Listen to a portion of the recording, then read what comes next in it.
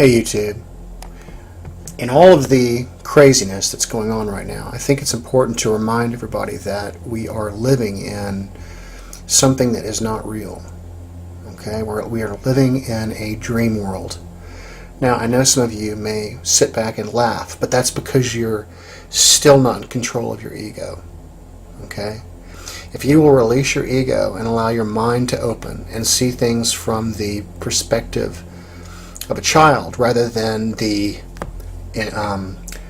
closed workings of a scientist that only goes by his theories and doesn't allow anything else beyond what he knows in order to come in and help him expand his consciousness. If you will look at things that way and be open-minded for a little bit, what you'll find is that you are living in a matrix. Okay? And I'm not the only one that says this. Top scientists say it. The Mayans say it. In fact, let me just play you this real quick clip. The Maya wish to inform you that the world that you know, that you live within, is not what you think it is. We modern people think that the world is solid and real, and that nothing can change it. It is fixed and will go on for eternity without or with or without our presence. The Maya wish to inform you that this is not true. The world is really images that can be controlled by consciousness. And that's very true. Now, you guys have seen me come out with some of these pictures in Orion, the pictures in the clouds with the eyes in them. Okay, well, that's because reality is indeed it's a holographic universe that we're living in, and we are living in a dream right now.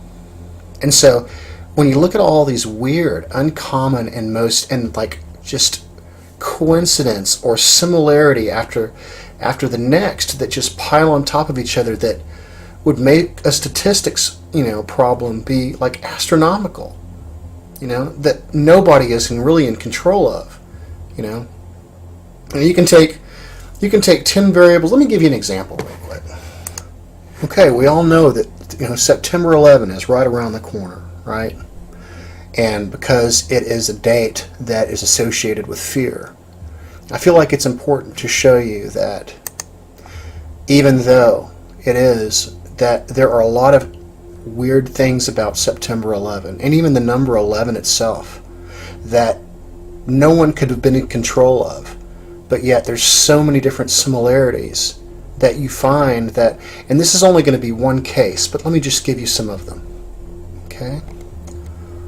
The date of the attack. Now, when you do something in numerology, you add it together. 9 plus 1 plus 1 is equal to 11, right? So 9/11, 9 plus 1 plus 1 is equal to 11. September 11 has 9 letters and 2 numbers. 9 plus 2 is equal to 11, right? September 11th is the 254th day of the year. 2 plus 5 plus 4 is 11. After September 11th, there are 111 days left to the end of the year. The first plane to hit the towers was Flight 11. The Flight 11 call letters were AA11, 1, 1, and 11. Just some other ones. The Trade Center is 11 letters. The Skyscrapers is 11 letters. The World Trade Center Towers is 22 letters. 2 times 11 is 22. The World Trade Center Twin Towers standing side by side look like the number 11. Okay, all of these similarities, and there's lots of them, okay?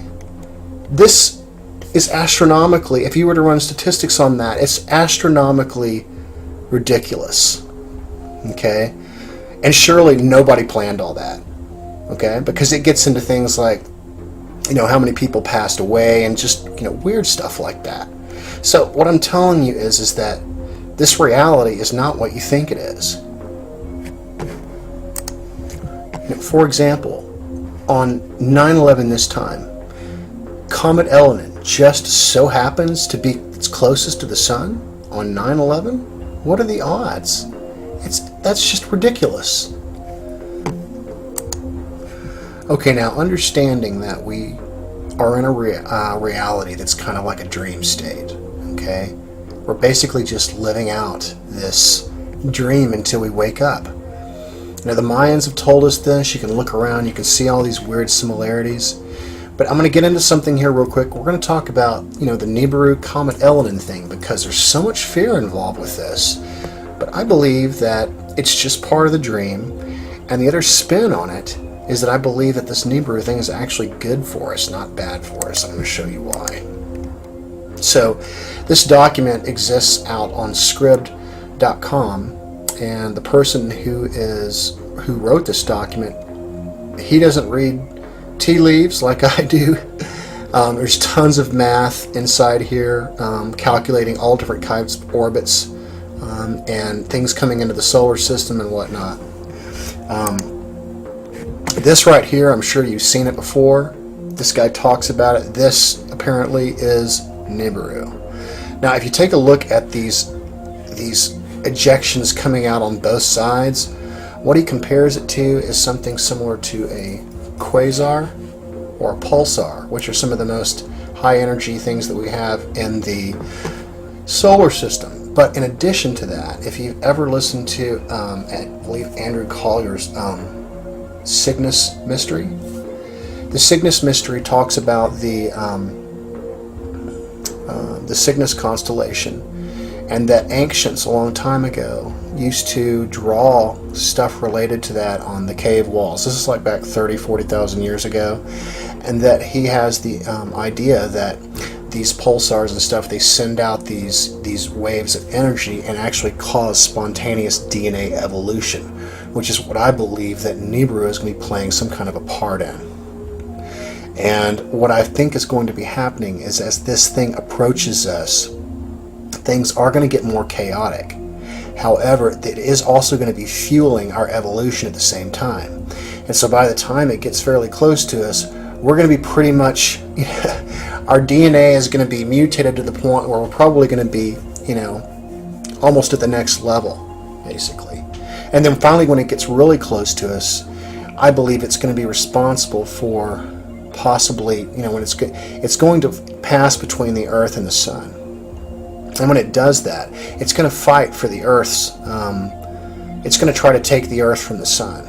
And I believe that when it does that, that is when we're going to probably experience something similar to a pole shift. However, I think we may also experience something related to time as well, because in the theory of relativity, and let me just show you this real quick clip.